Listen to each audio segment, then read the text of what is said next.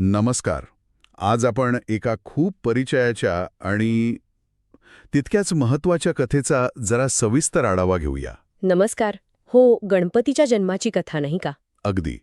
आणि त्यातून त्याला विघ्नहर्ता हे नाव कसं मिळालं याची गोष्ट. आपल्याकडे यावर प्रकाश टाकणारा एक छान स्रोत आहे. अच्छा. आपण त्यातून काही महत्त्वाचे मुद्दे समजून घेण्याचा प्रयत्न करू. नक्कीच. आपला उद्देश काय आहे? तर ही प्रसिद्ध कथा फक्त ऐकायची नाही, बरोबर? तिच्यात काय दडलंय, तिचं महत्त्व काय आहे आणि आपल्यासाठी त्यात काय संदेश असू शकतो हे शोधून काढायचंय. म्हणजे कथेच्या मुळाशी जायचंय. हो, अगदी. या कथेच्या खोलात शिरून बघूया की नक्की काय काय सापडतंय. तयार आहात? एकदम. चला तर मग. तर कथेची सुरुवात होते ती माता पार्वतीच्या एका खासगी क्षणापासून. स्रोतानुसार पार्वती मातेला स्नानासाठी जायचं होतं आणि तिला पूर्ण एकांत हवा होता. म्हणजे कोणीही मध्ये येऊ नये अशी तिची इच्छा होती. हो, म्हणजे प्रायव्हसी हवी होती त्यांना. अगदी. ही गोष्ट तशी साधी वाटते, पण एका देवतेच्या बाबतीत विचार करण्यासारखी आहे, नाही का? अगदी. आपण देवांबद्दल विचार करतो तेव्हा ते सर्व शक्तिमान, सर्वव्यापी वगैरे असतात.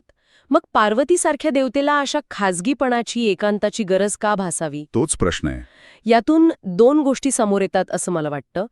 एकतर हे देवत्वातही असलेल्या मानवी भावनांचं किंवा गरजेचं प्रतीक असू शकतं. अच्छा. देव असले तरी त्यांना स्वतःचा असा अवकाश हवा असतो की नाही? बरोबर. आणि दुसरं म्हणजे कदाचित माहितीये का, धार्मिक विधी किंवा स्नानासारख्या शुद्धीकरणापूर्वी एकाग्रता साधण्यासाठी. हो, शुद्धीसाठी वगैरे. बरोबर. पूर्णपणे स्वतःमध्ये रममाण होण्यासाठी हा एकांत आवश्यक असेल. म्हणजे ही फक्त शारीरिक गरज नाही, तर मानसिक आणि आध्यात्मिक तयारीचा भाग असू शकतो. हा दृष्टिकोन महत्वाचा आहे. म्हणजे देवत्व आणि मानवी अनुभव यांच्याचा एक दुवा इथे दिसतोय. आता पार्वती एकांतात तर गेली, पण कोणी येऊ नये यासाठी काय करते? ती काहीतरी विलक्षण करते आपल्या अंगच्या मळापासून. हो. स्रोत याला रांगेत असं म्हणतोय, पण आपण समजू शकतो की हा शब्द कदाचित मळाने किंवा उठण्याने असावा. हो, बरोबर. लेपाने किंवा उठण्याने. तर त्यापासून ती एक मुलाला, एका बालकाला आकार देते, गणपतीची निर्मिती. अरे वा. आणि त्याला दारावर पहारा देण्यासाठी उभा करते. आज्ञा अगदी स्पष्ट होती, कोणीही माझ्या खोलीत येऊ नये, घरात शिस्त राखा. काय विलक्षण निर्मिती आणि काय स्पष्ट जबाबदारी. एकदम. हो. आणि ही निर्मिती प्रक्रियाच खूप काही सांगून जाते. ही काही सामान्य म्हणजे जैविक प्रक्रिया नाहीये. नाहीच. ही एका देवतेच्या इच्छेतून, तिच्या संकल्पशक्तीतून, तिच्या स्वतःच्या अंशातून झालेली निर्मिती आहे. आणि महत्वाचं म्हणजे ही निर्मिती एका विशिष्ट हेतूसाठी झालीये, रक्षण करण्यासाठी. हो, बरोबर. गणपतीचं अस्तित्व आणि त्याचं पहिलं कार्य हे जन्मापासूनच निश्चित होतं. तो एक रक्षक आहे. आईच्या आज्ञेचं काटेकोर पालन करणारा. अगदी. इथे पार्वतीच्या रूपात स्त्री शक्तीची निर्मिती शक्ती आणि तिचा अधिकार दोन्ही दिसतात. तिने केवळ पुत्राला जन्म दिला नाही, तर त्यांना एक कार्य, एक जबाबदारीही दिली. आणि मग कथेमध्ये खरा ट्विस्ट येतो. भगवान शंकर घरी परततात. त्यांना कल्पना नाही की आत काय घडलं आहे. दारात त्यांना एक अनोळखी मुलगा दिसतो जो त्यांना अडवतोय. ओहो. विचार करा, स्वतः भगवान शंकर, कैलासपती, त्यांनाच अडवलं जातंय. हो, त्यांना त्यांच्याच घरात प्रवेश नाकारला जातोय. गणपती जो फक्त आपल्या आईची आज्ञा पाळतोय, तो ठामपणे उभा आहे. निष्ठा बघा त्याची. स्रोतात म्हटलंय की त्याने शिस्तीने आणि धैर्याने शंकरांना अडवलं. ही कल्पनाच किती नाट्यमय आहे. हा क्षण म्हणजे कथेचा केंद्रबिंदू म्हणता येईल खरं तर. नक्कीच. इथे दोन महत्वाच्या गोष्टी एकमेकांसमोर उभ्या ठाकतात, कर्तव्य आणि अधिकार. एका बाजूला आहे गणपतीने नुकतंच स्वीकारलेलं कर्तव्य, आपल्या आईच्या शब्दांचं पालन करण्याची निष्ठा. आणि दुसऱ्या बाजूला आहे भगवान शंकरांचा अधिकार, घराचे स्वामी म्हणून. अगदी. ते घराचे स्वामी आहेत. गणपतीने दाखवलेली ही ठाम भूमिका काय दर्शवते? तर आपल्यावर सोपवलेल्या जबाबदारीप्रती असलेली कमालीची निष्ठा आणि दृढ निश्चय. बरोबर. परिस्थिती कितीही अवघड असो, समोर कोणीही असो, आपलं कर्तव्य बजावणं महत्वाचं. गणपतीच्या मनात कदाचित दुसरा कोणताही विचार नसेल, फक्त आईची आज्ञा होती. पण शंकरांच्या दृष्टीने विचार केला तर त्यांना राग येणं स्वाभाविक होतं, नाही का? हो, नक्कीच. कोण हा मुलगा जो मला माझ्याच घरात अडवतोय? त्यांना आश्चर्य वाटलं असेल, कदाचित अपमानित वाटलं असेल. साहजिक आहे. आणि मग त्यांनी गणपतीला बाजूला करण्याचा प्रयत्न केला. इथे संघर्षाला सुरुवात होते आणि मला सर्वात आश्चर्यकारक गोष्ट ही वाटते की स्रोत सांगतो काय गणपतीच्या धैर्य आणि बुद्धिमत्तेमुळे शंकर काहीही करू शकले नाहीत. अरे बापरे. म्हणजे हा फक्त शक्तीचा खेळ नव्हता. इथे गणपतीची बुद्धी आणि धैर्य कामी आलं. हे कसं घडलं असेल? हे खूप महत्वाचं आहे. इथे स्पष्ट होतं की गणपती केवळ एक आज्ञाधारक रक्षक नाहीये, तर त्याच्यात काहीतरी विशेष आहे. नक्कीच. शंकरांसारख्या महादेवापुढे टिकून राहणं हे केवळ शारीरिक बळाचं काम नाहीये. नाहीच. याचा अर्थ गणपतीने केवळ प्रतिकार केला नाही, तर कदाचित त्याने काहीतरी युक्ती वापरली असेल किंवा त्याचं धैर्य इतकं अफाट असेल की शंकरांनाही त्याला सहज हरवता आलं नाही. हे त्याच्या भविष्यातील बुद्धीची देवता या रूपाची पहिलीच झलक आहे असं म्हणता येईल. अच्छा. शक्तीपेक्षा युक्ती श्रेष्ठ किंवा धैर्याने मोठ्या संकटावरही मात करता येते हे तत्व इथे दिसतं. हा संघर्ष केवळ दोन व्यक्तींमधला नाही, तर दोन तत्वांमधला आहे. अधिकार विरुद्ध कर्तव्य. शक्ती विरुद्ध बुद्धी आणि धैर्य. बरोबर. हा संघर्ष वाढत जातो आणि मग आतून पार्वती बाहेर येते. विचार करा तिच्या मनात काय चलबिचल झाली असेल. हो ना, कल्पनाच करवत नाही. एका बाजूला पती, दुसऱ्या बाजूला तिने नुकताच निर्माण केलेला आणि जीवापाड प्रेम असलेला पुत्र, आणि दोघेही एकमेकांशी लढतायत. काय परिस्थिती. स्रोतानुसार ती रागावली. आता हा राग नक्की कोणावर होता? शंकरांवर की पुत्रावर की एकूण परिस्थितीवर हे स्पष्ट नाही, पण तिचा राग महत्वाचा आहे. नक्कीच. ती हस्तक्षेप करते आणि शंकरांना सांगते की हा दुसरा कोणी नसून तिचा पुत्र आहे. तिने गणपतीला अधिकृत ओळख दिली. पार्वतीचा हा हस्तक्षेप अत्यंत महत्वाचा आणि निर्णायक आहे. त्यामुळे तात्काळ संघर्षाचं निराकरण होतं. हो. पण त्याहूनही महत्वाचं म्हणजे गणपतीची ओळख आणि त्याचं स्थान कायमचं निश्चित होतं. बरोबर. तो आता फक्त एक पहारेकरी नाही, तर तो कैलास पर्वताचा राजकुमार आहे, शिवपार्वतीचा पुत्र आहे. या एका क्षणाने गणपतीचं संपूर्ण भविष्य बदलून गेलं. खरंय. आणि हो, यातून शिव पार्वतीच्या नात्यावरही प्रकाश पडतो. पार्वतीच्या निर्मितीचा शंकरांनी नंतर स्वीकार करणं हे त्यांच्यातील परस्पर आदर आणि समजूतदारपणा दाखवतं. जरी सुरुवातीला संघर्ष झाला तरी शेवटी कुटुंबाचं महत्त्व अधोरेखित होतं. या सगळ्या नाट्यमय घडामोडींचे परिणाम काय झाले? स्रोत आपल्याला सांगतो की या घटनेमुळे गणपतीला दोन खूप महत्वाच्या पदव्या मिळाल्या: विघ्नहर्ता आणि बुद्धीचे देव. हो. आता हे जरा नीट समजून घेऊया. या एका विशिष्ट घटनेतून, या संघर्षातून या पदव्या कशा जोडल्या गेल्या असतील? विघ्नहर्ता म्हणजे विघ्न दूर करणारा. शंकरांना अडवणं हे कसं विघ्न दूर करण्यासारखं झालं? छान प्रश्न आहे. इथे विघ्न शब्दाचा अर्थ जरा व्यापक दृष्टीने घ्यायला हवा असं मला वाटतं. ओके. भगवान शंकर हे काही नकारात्मक विघ्न नव्हते, पण पार्वतीच्या एकांतामध्ये आणि गणपतीच्या कर्तव्यामध्ये ते एक मोठा अडथळा नक्कीच होते. हा, त्या दृष्टीने. बरोबर. गणपतीने काय केलं? त्याने केवळ धैर्याने नाही, तर बुद्धी वापरून, चातुर्याने या सर्वात मोठ्या अडथळ्याला यशस्वीपणे थांबवलं. हो. त्याने हे सिद्ध केलं की तो कोणत्याही प्रकारच्या अडचणीवर, कोणत्याही संकटावर मात करण्याची क्षमता ठेवतो. म्हणूनच जेव्हा आपण कोणतेही नवीन काम सुरू करतो, तेव्हा त्यात येणाऱ्या संभाव्य अडचणी, अडथळे दूर करण्यासाठी गणपतीचं स्मरण करण्याची, त्याचं आवाहन करण्याची परंपरा सुरू झाली. अगदी बरोबर. तो बनला विघ्नहर्ता. म्हणजे केवळ बाह्य अडथळेच नव्हे, तर आपल्या कर्तव्याच्या आड येणाऱ्या कोणत्याही मोठ्या शक्तीला सामोरं जाण्याची क्षमता देणारा. आणि बुद्धीचे देव ही पदवी ती कशी आली? ती सुद्धा याच प्रसंगातून आली.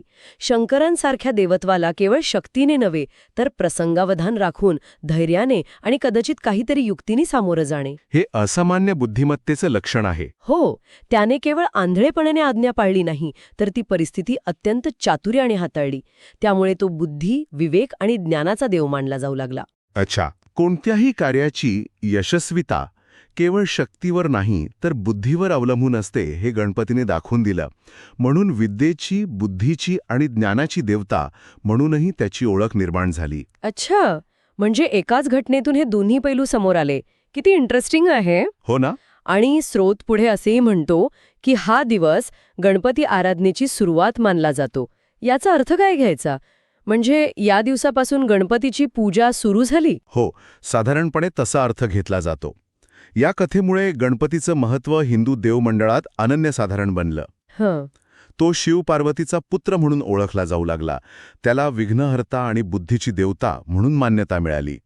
या सगळ्यामुळे कोणत्याही शुभ कार्याची, कोणत्याही पूजेची किंवा विधीची सुरुवात करताना प्रथम गणपतीचं पूजन करण्याची प्रथा सुरू झाली असावी.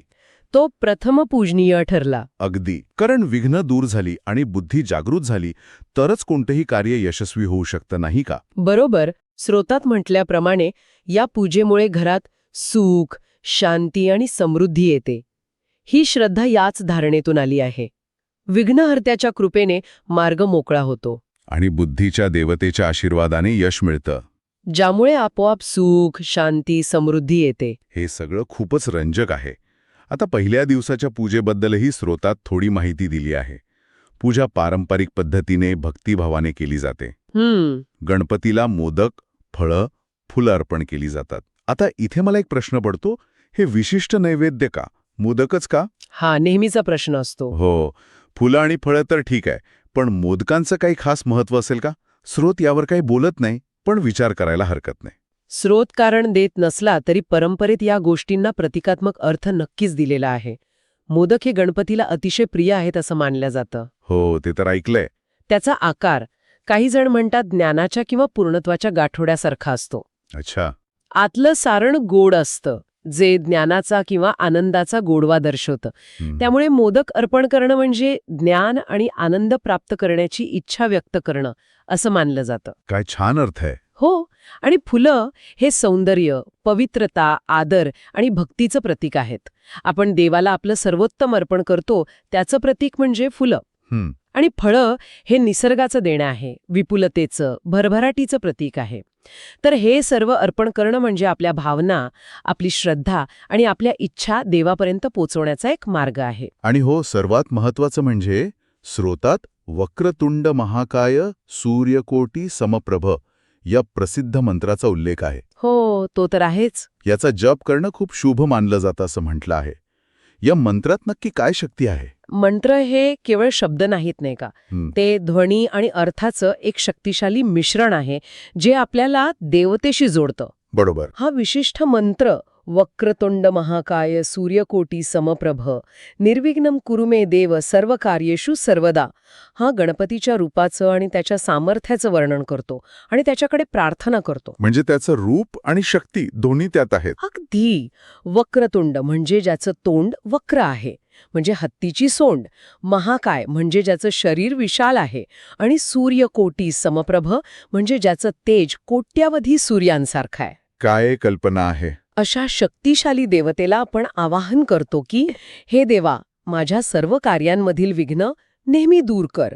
या मंत्राचा जप म्हणजे त्या देवतेच्या विराट स्वरूपाचं स्मरण करणं, तिची शक्ती अनुभवणं आणि तिच्या कृपेची याचना करणं. म्हणून या जपाला इतकं महत्त्व आहे. हो, तो एकाग्रता वाढवतो आणि सकारात्मक ऊर्जा निर्माण करतो असं मानलं जातं. वा, म्हणजे गणपतीच्या जन्माची ही कथा केवळ एक गोष्ट नाही, तर त्यात कितीतरी थर आहेत. निर्मिती, कर्तव्य, संघर्ष, बुद्धी, धैर्य, ओळख आणि शेवटी भक्ती. खूप काही आहे त्यात. आपण जर या स्रोतातील मुख्य मुद्दे पुन्हा एकदा पाहिले तर दिसतं की गणपतीची उत्पत्तीच एका विशिष्ट कारणासाठी झाली, रक्षण करण्यासाठी.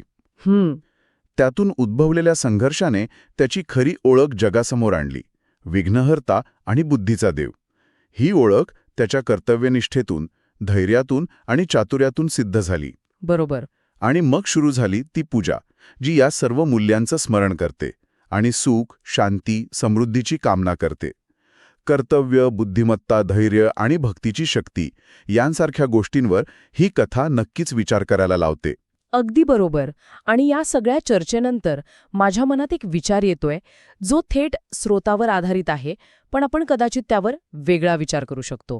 काय? स्रोत सांगतो की गणपतीने शंकरांना अडथळा म्हणून थांबवलं. आपण सहसा अडथळा किंवा विघ्न म्हटलं की नकारात्मकच विचार करतो, नाही का? हो, सहसा तसंच होतं. पण गणपतीने काय केलं? त्याने त्या अडथळ्याला आव्हान म्हणून स्वीकारलं, आपल्या बुद्धीची आणि धैर्याची कसोटी म्हणून पाहिलं. हा दृष्टिकोन वेगळा आहे. तर जर आपणही आपल्या आयुष्यात येणाऱ्या अडचणींना, मग त्या व्यक्ती असोत, परिस्थिती असो किंवा आपल्या आतल्या मर्यादा असोत, त्यांना केवळ समस्या म्हणून न बघता स्वतःला सिद्ध करण्याची एक संधी म्हणून पाहिलं तर अगदी, किंवा आपल्या दृढनिश्चयाची आणि बुद्धीची कसोटी म्हणून पाहिलं तर त्या आव्हानांकडे बघण्याचा आपला दृष्टिकोन कसा बदलू शकेल, हा एक विचार करण्यासारखा मुद्दा आहे. खरंय. आणि आणखी एक गोष्ट, ही कथा सांगते की गणपतीची निर्मिती एका विशिष्ट कार्यासाठी, एका उद्देशाने झाली होती. हो, रक्षण करण्यासाठी. हे आपल्याला आपल्या स्वतःच्या आयुष्याकडे बघायला प्रवृत्त करतं का? आपल्या प्रत्येकाच्या अस्तित्वामागे काही उद्देश असतो का? आपली कर्तव्य काय आहेत ती ओळखणं आणि गणपतीसारखं ठामपणे, निष्ठेने पार पाडणं, यात आपल्या जीवनाची सार्थकता असू शकते का? हे काही प्रश्न आहेत ज्यांची उत्तरं प्रत्येकाने स्वतःसाठी शोधायची आहेत. कथेच्या पलीकडे जाऊन विचार करायला लावणारे प्रश्न आहेत हे. बरोबर.